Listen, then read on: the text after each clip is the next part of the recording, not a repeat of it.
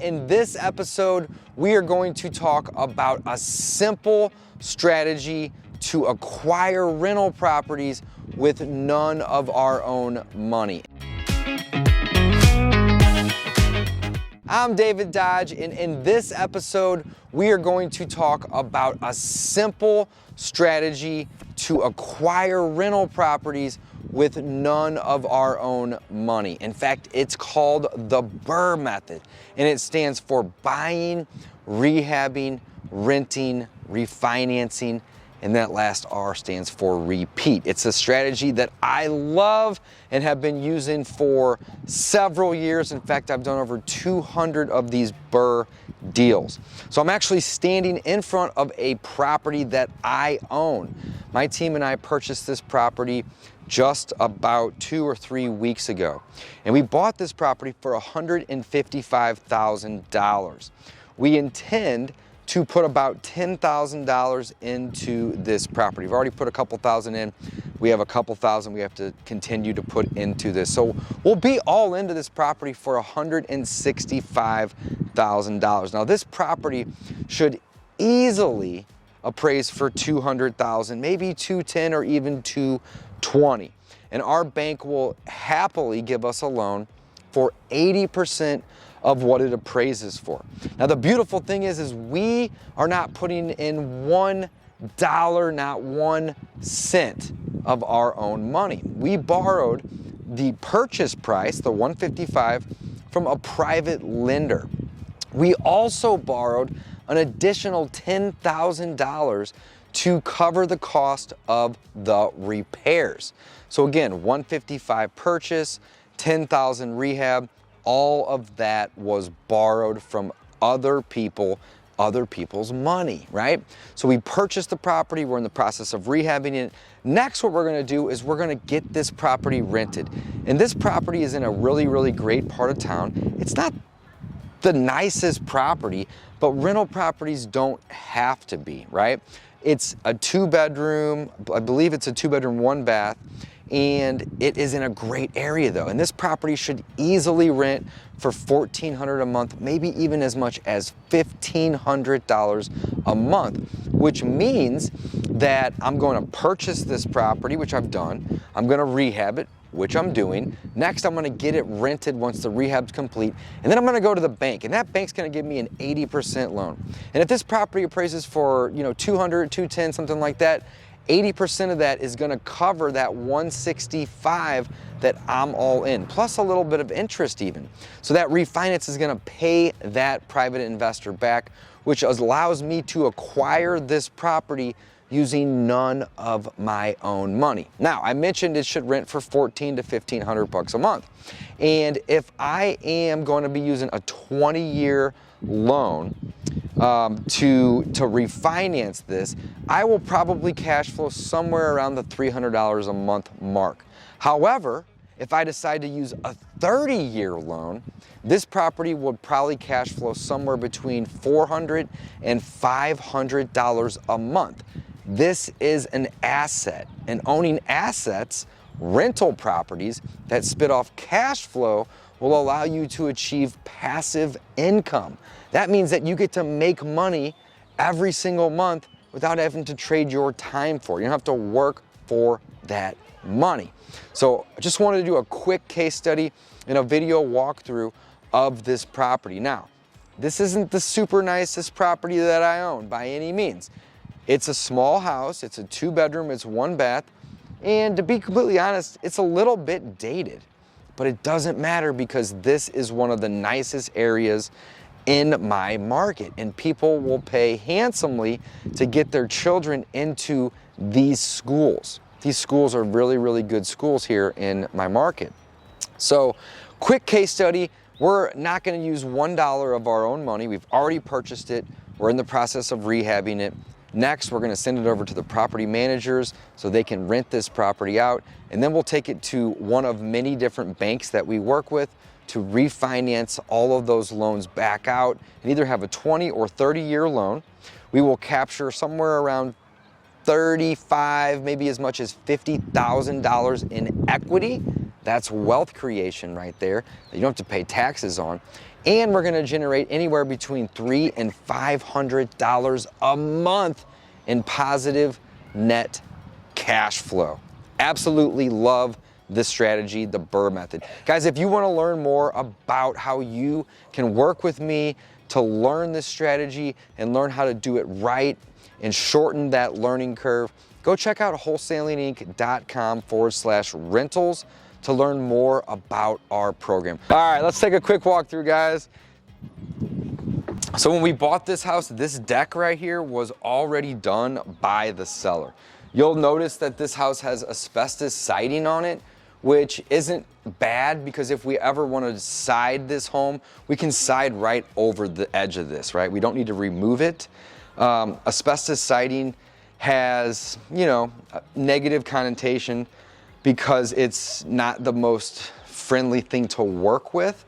However, you don't have to rip this siding off of the home whenever you buy these. You can leave it on and side over it. So at some point in time, we will probably side over this exterior. But again, we have a brand new deck here, and the roof is actually only about 3 or 4 years old. You can't see it from here, but when we walk around the outside, you'll be able to see that. Now again, this is only a 2-bedroom, 1-bath home. It's a dated home. This home is probably 80, 90, it might even be 100 years old, right? So right in here, you can see we have bedroom number 1, and the floors in this house are wood. You have white trim, and you just have a very basic color on the walls. We have a ceiling fan. And again, we're gonna spend about $10,000 over here. We've already spent maybe about $4,000 or $5,000. And we're gonna basically just get it rent ready. We wanna get it to pass an occupancy inspection. And in this property, there wasn't a ton of major items, which makes it really, really easy. But what it also does whenever you find properties that don't need a ton of work is it makes it really, really quick. We're not gonna have to spend 2 or 3 months rehabbing this property. Ideally, we'll be in and out of this property in 2 to 3 weeks when it comes to the rehab. Got a little kid in the neighborhood running around, so. All right, this would be our family room. Your friends used to live here? Yeah. Well, that's good. My friend was named Rowan, and she would come. Okay, get out of the way. She would come every Sunday. All right, so here is our bathroom. You got a clean tub, you have a nice toilet, and you have tile floor in here. This vanity will stay. It's in great shape. Looks like we got water on.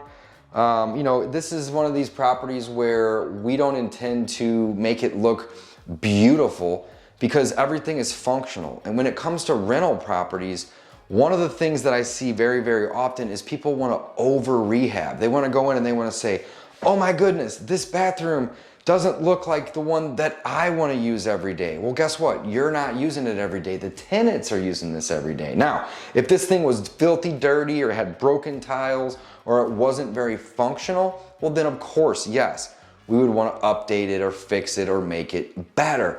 But in its current condition, it's functional, it's clean, and it looks good. So we're gonna leave this be. All right, moving on. We're gonna slide into the kitchen. And you're gonna notice that this kitchen is kind of a shotgun kitchen. On the right here, we have a stove, and we'll also have some room for a refrigerator. And then over here, we just have, oh, there's our fridge actually right there. So just our stove. And it's very basic. We don't have a dishwasher over here. And I don't know if we do have a garbage disposal, but what we'll probably do is leave the garbage disposal until it breaks. And then at that point, we will remove it. Sometimes what we do is we actually remove the garbage disposal because people and tenants will often drop glass or metal shavings or bottle caps in the garbage disposal. They are afraid to put their hand down there or don't know what they're doing, and then they call for maintenance. So oftentimes we remove them, but I did mention earlier that this is a nicer part of town. So ideally we'll leave this in, but in the event that it stops working, we're gonna remove it and not put one in, all right? That's always what we do whenever we are dealing with rental properties, is we like to typically remove those unless you're in a higher end rental, and this one not so much. Now you'll notice that there is no dishwasher in this kitchen. Ideally, we do like our tenants to have dishwashers.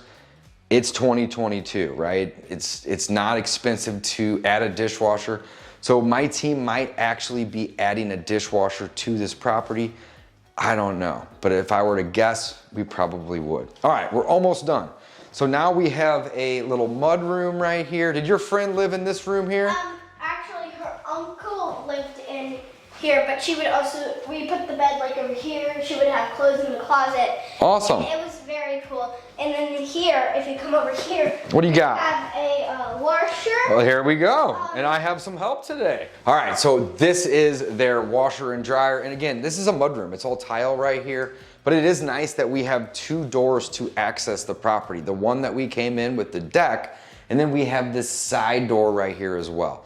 And when you have two bedrooms that are on other sides of the house, it is kind of nice to have that additional door. So we walked through the main entry down the hall here with the bedroom off the left. There's the family room, the bathroom's off the family room, the kitchen.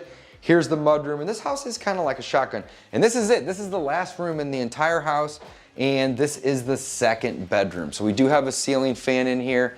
And ideally, we're gonna probably change out both of those ceiling fans. One of the things that we really like to do is change out the electric fixtures, the lights, the fans, because they're relatively cheap to purchase. They're relatively easy and you know, not very time consuming for our crews and our rehabbers to swap those out, but they make the home look so much nicer when you have brand new electrical fixtures. Often we will also change out the plumbing fixtures, but it just depends on if it's dated or if it's old or what condition it's in, and also if it is clean or not. Now, one thing that this house has right now that I'm not really in love with is the original wood windows. And you can see there's a metal chain right here. I mean, these windows are probably every bit of 50 or 60 years old. They might even be older. I doubt they're original, but it's very, very possible. So at some time in the future, we'd probably want to swap these out with the newer vinyl windows.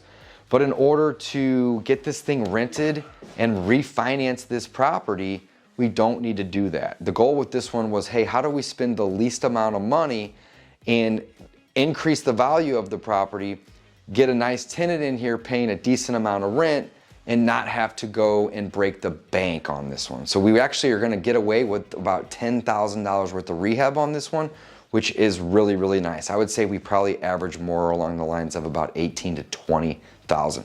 Let's do a quick walk around the exterior and we'll wrap it up. You can notice that this isn't really the biggest yard, but it doesn't really matter. It's a rental property. I'm not moving into this property. And this is gonna make for a really good property, especially somebody that has 1 or 2 children, because I mentioned earlier the school district, right? So you'll notice, what is it? Edgar Road Elementary. Edgar Road Elementary, I love it. So you'll notice that I mentioned the windows on the inside. We would wanna do those at some point, but we don't need to right now because they're good, they're functional, and they work.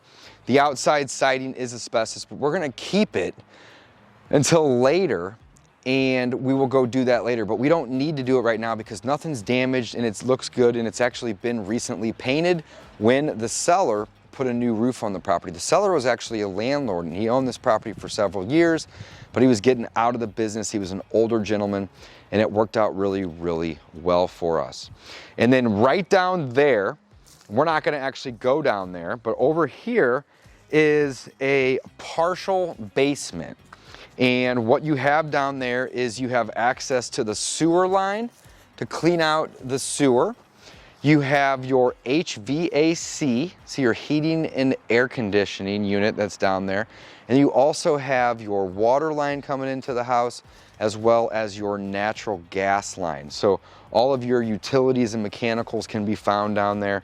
And again, one of the things that's really great about having this partial basement is it provides storage for the tenant. We don't have a garage at this property. All of the parking is actually on the street. But if the tenant has, you know, stuff that they need to store, like camping gear or whatever it may be, they can use the basement. All right, Ella. There actually is a driveway right there. Oh, there is a driveway. Yeah, well, it looks like driveway. Oh, I'm glad you're here to help me make this video and correct me because I didn't even think that was ours. I thought it was that guy's. But No. guys, we got a driveway with this property. So not only do we have some parking off or on the street, but we also have, it looks like, enough space for 2 or maybe even 3 cars off the street. I love it. It's also good for like parties and for like a lot of people on it because we have like a lot of people on it. I love it. Ella, you want to say bye to the audience? Bye! And thanks for watching. Thanks for watching! And with more case studies, check out BRRRRmastery.com or wholesalinginc.com/rentals to learn more about how you can start utilizing the Bur method to acquire rental properties with little to no money. Thanks for watching.